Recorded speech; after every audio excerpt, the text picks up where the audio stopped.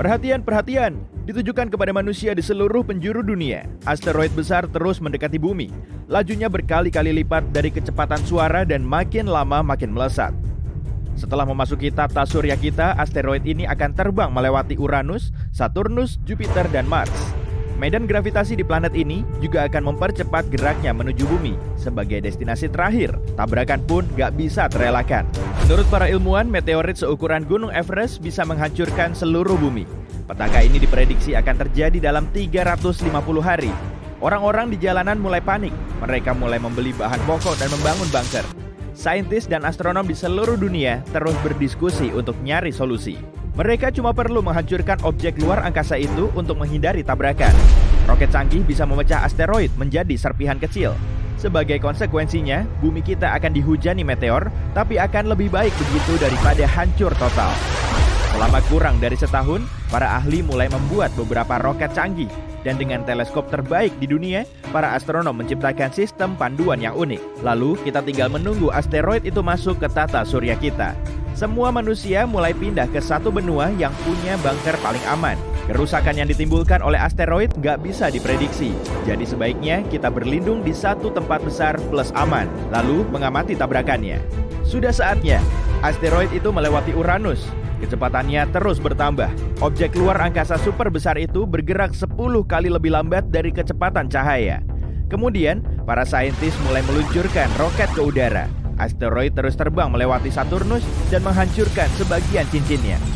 Lintasannya berubah saat asteroid melintasi planet lain pada lintasan berkelok. Dan saat menuju bumi, kecepatannya terus naik. Roket meninggalkan jejak api panjang dan bergerak pada kecepatan suara menuju asteroid. Tabrakan itu terjadi di dekat Mars dan roket bisa mencapai sasaran. Asteroid itu meledak hingga hancur menjadi partikel. Semua pecahan ini terbang ke berbagai penjuru dan bumi kita terselamatkan. Satelit bumi merekam ledakan energi yang sangat besar. Sebagian partikel asteroid mulai bergerak menuju ke bumi. Ukurannya sangat kecil, kira-kira cuma sebesar butiran pasir. Tapi ledakan itu telah mempercepat lajunya hingga 297.000 km per jam, atau 99% dari kecepatan cahaya. Pada kecepatan ini, kekuatan penghancur butiran asteroid hampir sama dengan asteroid penuh. Serpihan itu terus mendekat dan beberapa detik lagi akan menghantam planet kita. Semua pasang mata mengamati sambil harap-harap cemas. Berkat hukum fisika, serpihan asteroid itu mendapatkan kekuatan besar. Semakin ngebut kecepatan suatu objek, massa dan energinya juga bertambah. Saat geraknya hampir mendekati kecepatan cahaya, energi dan massanya mulai naik secara signifikan. Meski wujudnya nggak terlihat dengan mata telanjang, objek ini punya massa seberat satu benua. Setelah mencapai kecepatan cahaya, massanya jadi tak terhingga. Kemudian, terbentuklah lubang hitam. Kalau sudah begini, semua makhluk hidup dan objek lain di permukaan bumi akan lenyap, termasuk tumbuhan, laut, perkotaan, negara, dan benua. Bahkan udara, suara, atmosfer, dan molekul di bumi akan diserap oleh gaya gravitasi lubang hitam yang sangat kuat. Setelah seluruh planet kita habis, lubang ini akan melahap bulan. Gravitasinya semakin kuat dan planet lain di tata surya juga ikut tersedot. Kemudian, lubang ini mencapai matahari dan memecahnya menjadi ribuan berkas cahaya tipis mirip spaghetti. Selanjutnya, matahari akan memancarkan energi yang sangat besar. Peristiwa ini bisa memicu terbentuknya lubang hitam kedua, tapi untungnya, kecepatan serpihan asteroid tadi cuma 99% dari kecepatan cahaya. Lagi pula, semua objek yang memiliki massa gak bisa bergerak pada kecepatan cahaya. Serpihan ini memasuki atmosfer bumi, dan dari luar kelihatan seperti meteor benderang yang menembus langit. Suhunya terus memanas saat melewati lapisan atmosfer. Awan dalam radius ratusan kilometer di sekitarnya juga terbakar. Langit seketika cerah. Dalam gerakan lambat, kamu bisa mengamati udaranya terionisasi karena molekulnya terpecah. Proses serupa juga terjadi saat ada sambaran petir. Matahari juga punya energi pengion yang mencerahkan udara. Selagi melintas, meteorit juga meninggalkan lubang ozon. Bumi kita sudah nggak terlindung lagi dari radiasi luar angkasa dan sinar ultraviolet. Serpihan asteroid langsung terbang menuju bagian tengah Samudra Selatan di dekat Antartika. Udara di sekeliling langsung memanas dan bercampur dengan suhu dingin laut yang menciptakan badai. Begitu serpihan asteroid mendekati permukaan laut, airnya langsung mendidih. Suhu dan energinya sangat tinggi hingga bisa menguapkan air, tapi molekul uapnya langsung terbakar. Ribuan liter air seketika lenyap dari muka bumi. Serpihan tersebut bergerak turun hingga beberapa meter di atas permukaan air dan airnya langsung menguap. Kemudian jatuh ke laut hingga menciptakan ledakan dahsyat. Berliter-liter air mulai berbuih dan mendidih oleh suhu panas. Seluruh lautan dipenuhi cahaya benderang dalam radius ratusan kilometer.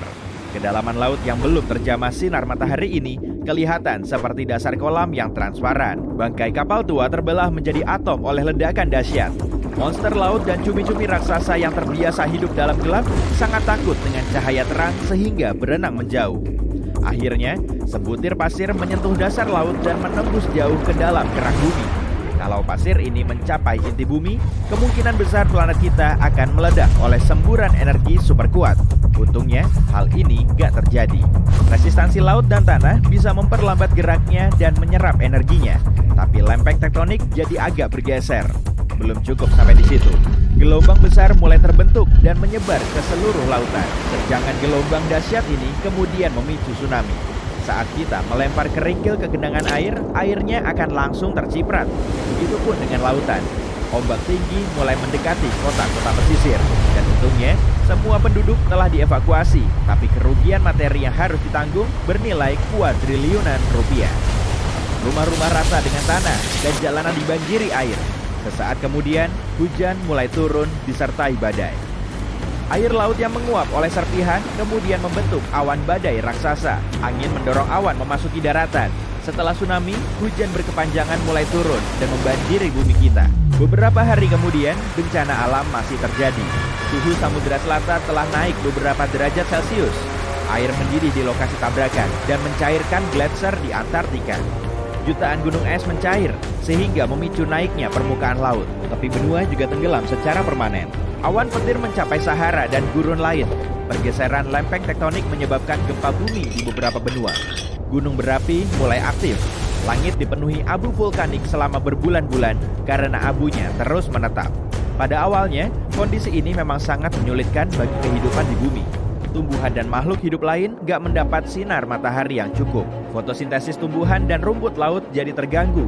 Produksi oksigen juga terhenti dan kita makin sulit bernafas. Udara di atmosfer kita perlahan mulai habis. Semua manusia harus beradaptasi dengan kondisi baru. Kita membangun kota-kota baru di darat dan di laut. Ada juga perkebunan yang diberi cahaya buatan untuk produksi fotosintesis. Untungnya, semua masalah bisa teratasi setelah abu mulai mengendap. Di dalam gunung berapi ada magma panas yang mengalir. Dan mungkin materi ini bisa berguna karena kaya akan unsur kimia dan mineral.